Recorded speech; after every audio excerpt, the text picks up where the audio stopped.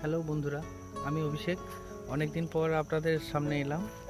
আর আপনাদের সামনে আসার, কথা বলার বা ভিডিও করার যে ইচ্ছাটা, সেটা আমাদের নিরন্তর বেড়েই চলেছে।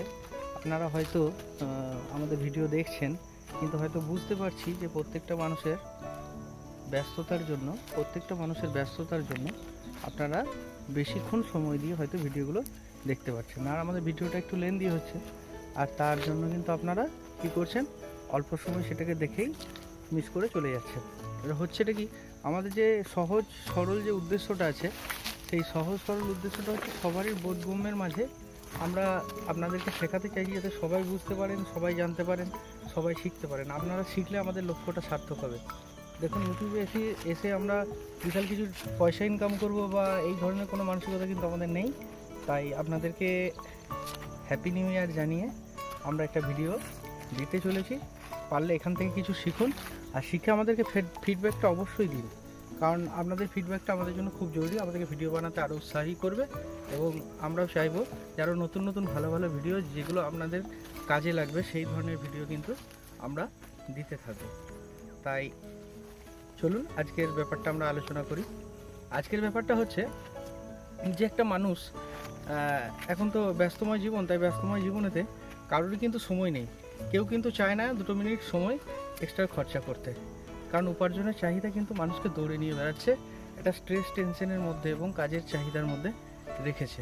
তার জন্য নানান রকম মানসিক রোগ, শারীরিক রোগ এবং নানান রকম প্রাক্ষবিক রোগের উৎপাত দেখা দিচ্ছে শরীরের মধ্যে। সেই কথাই বলতে গিয়ে আমরা বলি যে যে কোনো রোগকে আপনারা খুব সহজেই হারাতে পারেন। কিভাবে হারাবেন না, সব রোগকে হারাতে গেলে কয়েকটা বেসিক জিনিসের উপর আপনাদেরকে লক্ষ্য রাখতে হবে। বেসিক জিনিসটা হচ্ছে, প্রথম যে জিনিসটা সেটা হচ্ছে state of mind.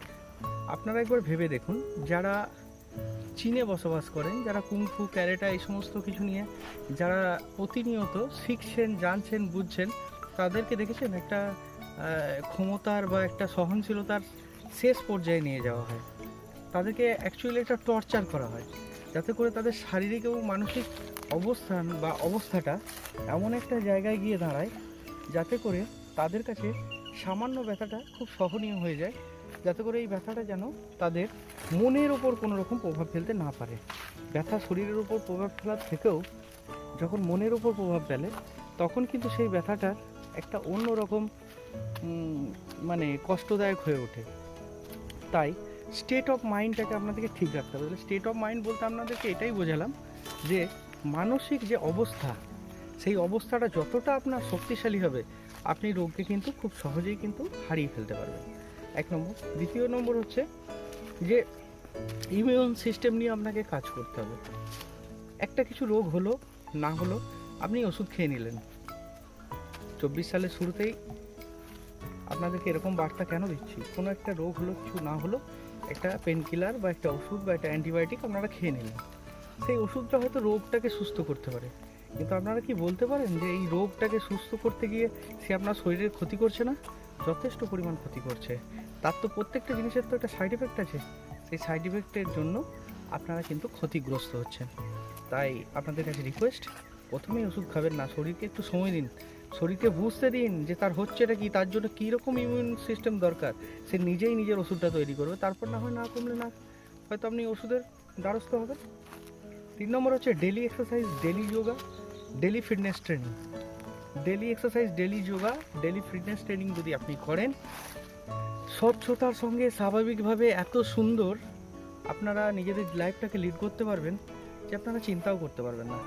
Daily exercise, daily yoga আপনাদের মনোবলকে শুধু বাড়াবে না, শারীরিক এবং মানসিক যে বিকাশটা, যে শরীরের যে সুন্দর শৈশব যে শরীর, সেটাকে তৈরি করে দেবে।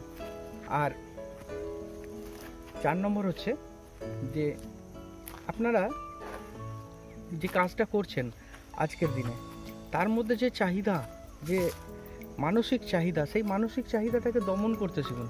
আর যদি মানসিক চাহিদা দমন না করতে শেখেন, তাহলে সেই মানসিক চাহিদাটাকে মেটানোর জন্য বা সেই আর্থিক চাহিদাটাকে মেটানোর জন্য সেইভাবে নিজেকে প্রস্তুত করুন, যাতে করে সেই পরিশ্রমটা আপনারা করতে পারেন। যদি না করতে পারেন, তাহলে এতটা চাপ নেবেন না। সুখে থাকুন, ভালো থাকুন, সুস্থ থাকুন, আপনারাও চান নিশ্চয়ই সুস্থ থাকতে। তাই আমাদের সঙ্গে থাকুন, আমরা আপনাদেরকে বলে বলে যাব কিভাবে আপনারা কোন জিনিসটা করবেন, কি করলে আপনাদের ভালো হবে। শুধু একটাই কথা, যদি কোনো জায়গাটায় মনে হচ্ছে আপনাদের যে আমাদেরকে আরও কিছু বলা দরকার, আমাদের কাছ থেকে আরও কিছু জানার দরকার, প্লিজ কমেন্ট করুন, তা না হলে আমরা বুঝতে পারবো না। তাই নতুন সালে আরেকবার আপনাদেরকে অভিনন্দন জানিয়ে, নতুন বছরের অভিনন্দন জানিয়ে আপনাদের খুব ভালো কাটুক, সুস্থতার সঙ্গে কাটুক, আপনারা ভালো থাকুন এই আশা রাখি। আমাদের সঙ্গে থাকুন। Bye bye.